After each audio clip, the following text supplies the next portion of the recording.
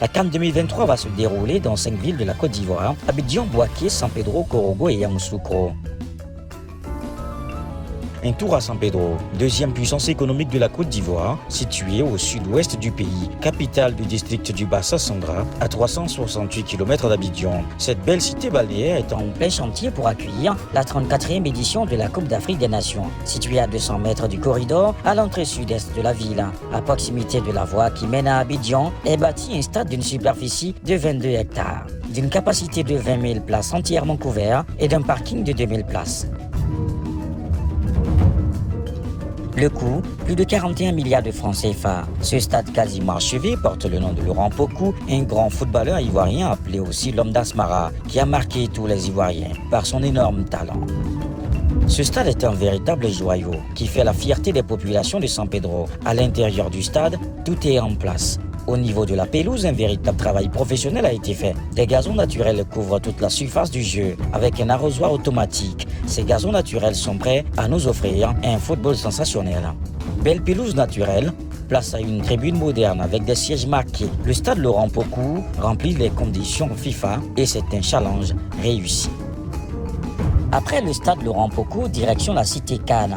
Ici, tout est achevé. Les 32 villas qui recevront les délégations, les entraîneurs et les joueurs totalement équipés sont de type duplex bâtis sur une superficie de 6 hectares. Chaque villa est bâtie sur 600 mètres carrés et donne fière allure. Alors, immersion dans la villa des joueurs. Une villa avec un confort à nous faire rêver. Salon importé, un bar, des chambres individuelles pour le capitaine et double pour les joueurs, des matelas orthopédiques, des salles d'eau, des caméras. Des moyens ont été dégagés pour offrir une bonne commodité aux délégations. À cela s'ajoutent tous les garages avec des portails automatiques.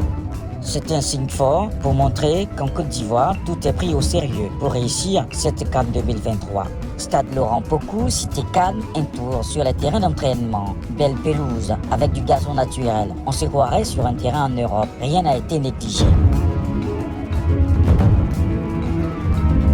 Pour ce grand rendez-vous qui aura lieu à San Pedro, le gouvernement ivoirien a pensé à la voirie. Les travaux de bitumage de la côtière se poursuivent afin de faciliter le déplacement des supporters à San Pedro pour suivre les matchs de la CAN.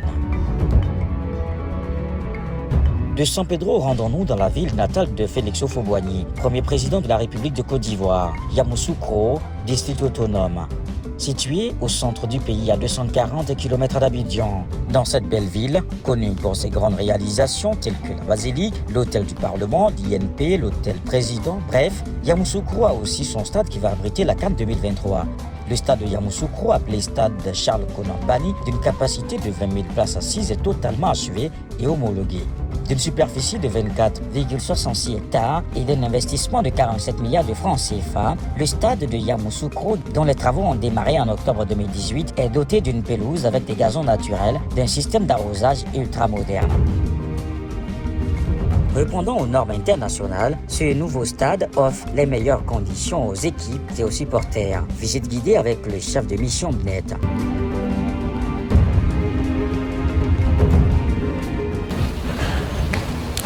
Ici, nous sommes dans la zone mixte, la zone réservée à la sortie des joueurs pour rejoindre leur car après une compétition. C'est aussi la zone où les journalistes peuvent leur arracher quelques mots. Nous sommes dans le hall principal du bâtiment. Derrière moi, nous avons l'accès que les joueurs vont emprunter pour rejoindre la pelouse. À ma gauche, nous avons la salle antidopage. Nous avons l'infirmerie, nous avons les vestiaires arbitres, nous avons les officiels de la CAF. À ma droite, nous avons la salle de conférence, nous avons la salle média.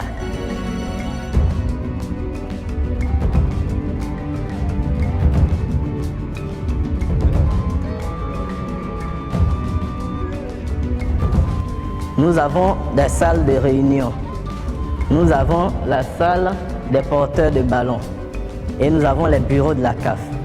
Les deux blocs que vous voyez là, ce sont les blocs qui contiennent les vestiaires. 2 vestiaires à droite et 2 vestiaires à gauche.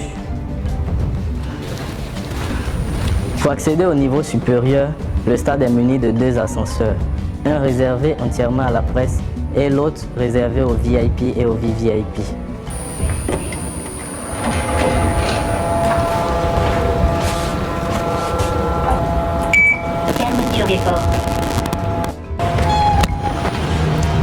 Ici, nous sommes au niveau 1, le niveau réservé entièrement aux VIP et aux VVIP. Ici, nous sommes dans le premier salon VIP. Le stade est muni de 2 salons VIP et de 1 salon VVIP, réservé pour les officiels.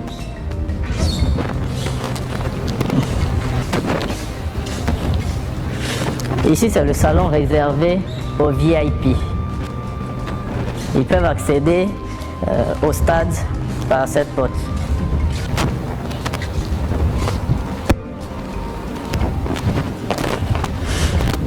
Nous sommes dans la tribune réservée aux VIP. Vous voyez la qualité des chaises, c'est suivant les normes internationales. Après le match ou pendant la mi-temps, ils peuvent accéder à leur salon pour prendre un café.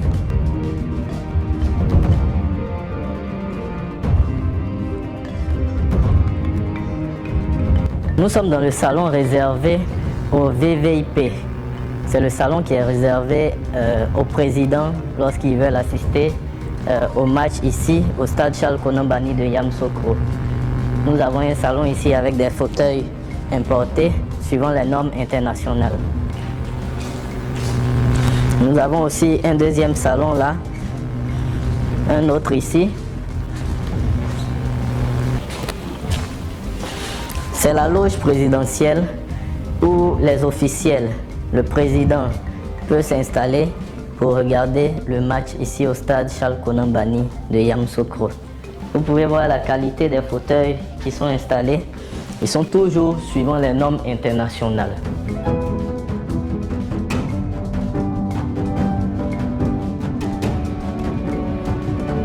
Ici, c'est le niveau réservé spécialement à la presse.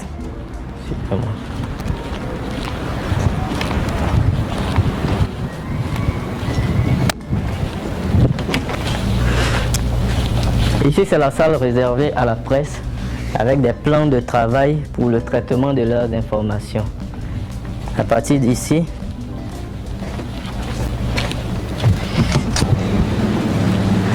et là, nous avons les gradins réservés à la presse écrite et à la presse audiovisuelle. Comme vous le constatez, nous sommes dans le tunnel qui permet aux joueurs d'accéder à la pelouse. C'est ici que nous allons terminer notre visite guidée. Avec vous, nous avons pu faire la visite du stade Charles Konan Banny de Yamoussoukro. Un stade qui est terminé, qui est aujourd'hui en exploitation. Nous avons déjà reçu à ce jour plus de 29 matchs qui ont été joués. C'est tout simplement impressionnant. Avant le démarrage de la CAN, les infrastructures avec les commodités font rêver. Multifonctionnel et pluridisciplinaire, ce chef-d'œuvre comprend une piste d'athlétisme en revêtement synthétique des airs, de saut et de lancer. Le stade Charles Konan Banny a été jugé conforme aux exigences internationales par la Confédération africaine de football. Ce nouveau stade a été réalisé dans les règles de l'art. Après ce stade cap sur les terrains d'entraînement. 4 terrains sont conçus pour les équipes à proximité ou au sein des écoles. La position stratégique de ces terrains a des avantages. La construction de ce nouveau stade s'inscrit dans la ferme volonté du gouvernement ivoirien de développer les infrastructures sportives en Côte d'Ivoire. Cela permettra également de développer le sport pour tous, le sport de masse et le sport de haut niveau. La construction de cet édifice a mobilisé plus de 700 ouvriers locaux par jour. L'organisation de la CAN 2023 dans la cité de la plus grande basilique au monde va booster l'économie, le tourisme dans la ville, d'où le boom des complexes hôteliers. C'est le cas de l'hôtel du Parlement. De Yamoussoukro, rendons-nous à Bouaké, à 106 km. Cette autre ville va recevoir les compétitions de la CAN 2023. Bouaké, ville du centre située à 350 km d'Abidjan, deuxième grande ville de la Côte d'Ivoire, a son nouveau stade achevé, prêt pour les compétitions de la CAN. D'une capacité de 40 000 places assises, le stade de la paix de Bouaké, entièrement rénové et équipé, a été construit sous la forme d'une couronne ovale avec un profil de 24 gradins. Comme les autres stades, la pelouse du stade de Bouaké a les mêmes gazons naturels. La pelouse est portugaise, Bermuda Monica, et nous sommes pressés d'accueillir la Coupe d'Afrique des Nations. Le transfert des technologies techniques continue son process pour assurer l'entretien et la maintenance de ce beau stade. C'est une aubaine pour la ville de Bouaké de pouvoir sortir de sa léthargie et engranger des retombées positives en termes de popularité positive et aussi en termes de visite des populations extérieures à la zone de Bouaké. Belle pelouse, ici on rassure et on mobilise la population pour ce grand rendez-vous sportif. On a aussi 4 terrains d'entraînement construits pour la CAN. L'organisation de la CAN était aussi un bon business pour les hôteliers de la place. Personne ne veut rester en marge de cet événement. Ici, dans cet hôtel de la ville, le gestionnaire nous fait découvrir les innovations. Le confort afin d'attirer le maximum de clients. Nous sommes prêts pour la CAN. Nous avons au total 28 chambres. Nous avons vraiment un personnel vraiment qualifié. Sur les 28 chambres, nous avons des chambres standards, des chambres simples, on a des chambres VIP. La CAN, ce n'est pas seulement du football, mais une machine de rentabilité. Infrastructure de la CAN, Bouaké s'illustre dans ce sens. La ville s'est véritablement métamorphosée. Les voies agrandies et bitumées, des lampadaires modernes qui longent les voies. Vraiment, un travail a été abattu par le gouvernement ivoirien dans sa politique de développement des villes.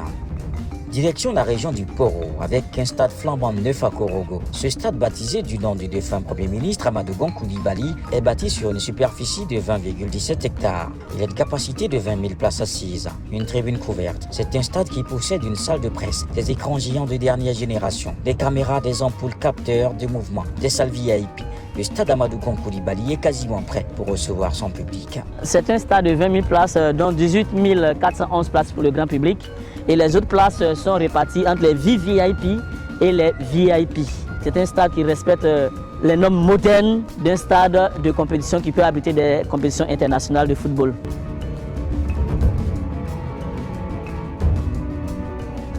Comme toutes les autres villes, aura lieu la CAN, la ville de Korogo a elle aussi ses terrains d'entraînement. Nous nous sommes rendus sur un terrain pour voir l'état d'avancement des travaux. À vue d'œil, tout est fin prêt pour recevoir les équipes et leur staff. Tout se passe ici, sur ces terrains d'entraînement. Nous avons suivi des sportifs évoluant dans un club de Korogo faire des exercices sur ce terrain.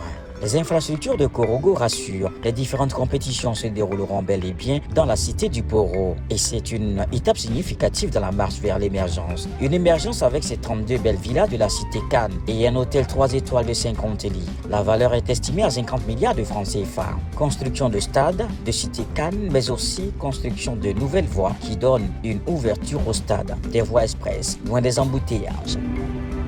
Pour la CAN à Korogo, les hôteliers se préparent pour augmenter leur chiffre d'affaires. À la faveur de la CAN, nous avons construit cette belle réception que voici pour recevoir les délégations, les personnalités qui viendront à l'occasion de la CAN. Nous disposons de 50 chambres au total, dont des suites exécutives, des mini-suites, des chambres classiques.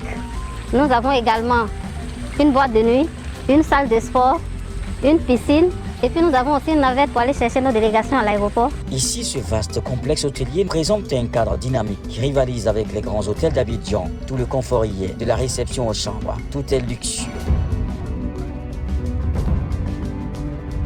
Après Korogo, rendons-nous dans la capitale économique, Abidjan, la perle des lagunes, se prépare pour la grande fête sportive.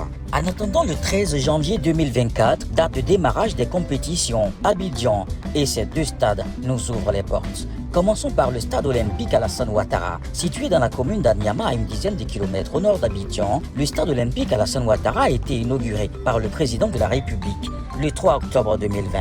Ce joyau architectural, qui a coûté environ 143 milliards de francs CFA, est un stade polyvalent d'une capacité de 60 000 places assises, pouvant accueillir les compétitions de football, de rugby et d'athlétisme. Avec une superficie de 20 hectares, c'est le plus grand stade du pays. Fruit de l'amitié sino-ivoirienne, le stade olympique Alassane Ouattara d'Epimpé a une histoire particulière. N'étant pas compris dans les infrastructures Cannes, selon le chef de département des infrastructures de l'Office national du sport, il a été rajouté par la volonté de la CAF. Dès cet instant, la Côte d'Ivoire a décidé de le mettre au format CAF. Après sa livraison, le stade a été fermé pour une mise en conformité CAF et le montant annoncé pour les travaux s'élève à 20 milliards de francs CFA. Plusieurs éléments de cette mise en conformité sont concernés. L'extension de la pelouse, l'aménagement de passerelles, la création de 2 cages d'ascenseurs, le réaménagement des loges, la tribune média, l'aménagement de la tribune présidentielle. Pour ce qui concerne l'extension de la pelouse, le matériel d'entretien et la formation ont coûté 1,2 milliard de francs CFA. Après plusieurs mois de travaux, le stade Alassane Ouattara de Bimpe ouvrait à nouveau ses portes. À quelques mois du coup d'envoi de la 34e édition de la Coupe d'Afrique des Nations, une forte pluie s'est abattue sur le district d'Abidjan le mardi 12 septembre 2023, montrant toutes les failles de ce stade complètement inondé. C'était lors du match amical Côte d'Ivoire-Mali. 48 heures après le match test grandeur nature organisé par la FIFA sur le stade olympique Alassane Ouattara, le ministre des Sports monte au créneau. La première personne qui est plus affectée par tout ce que nous vivons, c'est bien le premier magistrat du pays. Son Excellence, M. Alassane Ouattara, dans ce stade porte le lustre. Non, nous ressentons la nécessité de lui présenter nos sincères regrets et toutes nos excuses différentes. Profiter de la même occasion pour dire à nos compatriotes que nous comprenons très sincèrement leurs différentes réactions qui démontrent à quel point ils tiennent à la fierté nationale, à quel point ils tiennent à l'honneur de notre pays. Nous comprenons qu'ils ont eu de la peine. Et nous devons de leur présenter nos excuses.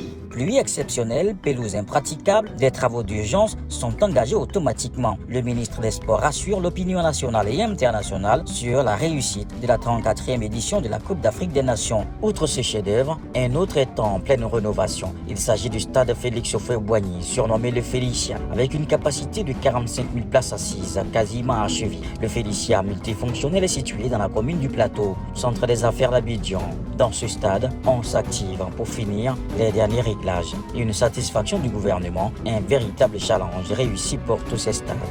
Pour coller à cette actualité, un magazine est né. Chers Ivoiriens, le pays nous appelle à réussir cette CAN. Cette CAN qui est la 34e.